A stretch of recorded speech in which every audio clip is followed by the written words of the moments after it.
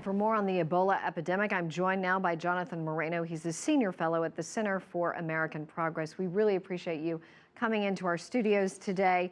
In the United States, President Obama has put out a warning asking people to step back, calm down. He's trying to stem the hysteria. What seems to be fueling that? Is it because people don't have the information they need? You know, I think part of the problem here is that there is a media cycle, and there's a certain intensity to the way people respond to what are new situations, new emergencies. There's a concept in psychology called emotional contagion, and I think that's partly what's going on here. You would really think, Susan, that dozens of people have keeled over from Ebola. As we sit here today, there are 2 people who are ill, and my hunch is that they will get well. But it is something to be concerned about. I think the CDC is doing its best to get information out, but it's a new situation, and it's biology. It's unpredictable. Isn't part of the hysteria, though, around the fact that people don't understand how it is spreading? 2 nurses have contracted the disease. They are healthcare, quote, experts, or supposed to be in, a trained environment in a prestigious hospital. Yeah. Where's the breakdown? I think the breakdown is in the fact that people don't have to deal with something that's so infectious and so insidious as Ebola every day. Now, the CDC did say, and they have taken a hit for this, that they really should have had a team on the ground at that hospital right away.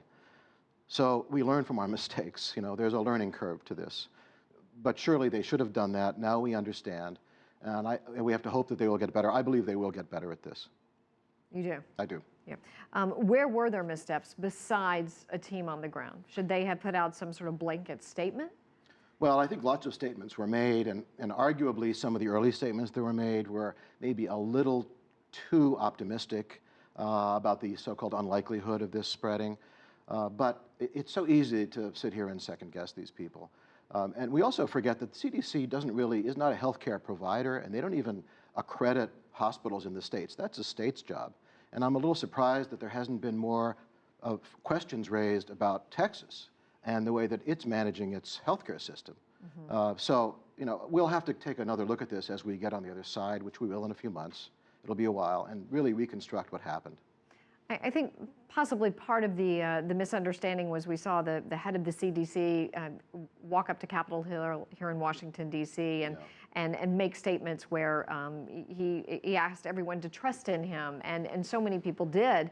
And then, a week later, or whatever the timing was later, we find out that 2 nurses have contracted the disease. So a lot of people were feeling that they were not really told the truth there. Why are people now calling on, or do you think a travel ban for West Africa, is that another step in the right direction, or do you feel like that's too much at this point? Well, it's easy to say let's have a travel ban. Yeah. It's much harder to do a travel ban. Remember, we're only talking about 150 to 200 people a day coming from those countries. The fear is that if you say you can't take a plane directly to the U.S., that they'll find indirect ways of getting here. Right. As well as Europe, as well as Asia, right? So I think we're probably in a better position. I think it's a close call, but I think we're in probably a better position if you can track them, you know where they're coming from, than if you can't track them. That would be much worse. So on balance, I'm still opposed to a travel ban, but as the president said, it's not a philosophical principle. Maybe things will change. We could all be convinced. But so far, experience with travel bans is not really good. So at the moment, I don't think a travel ban is advisable.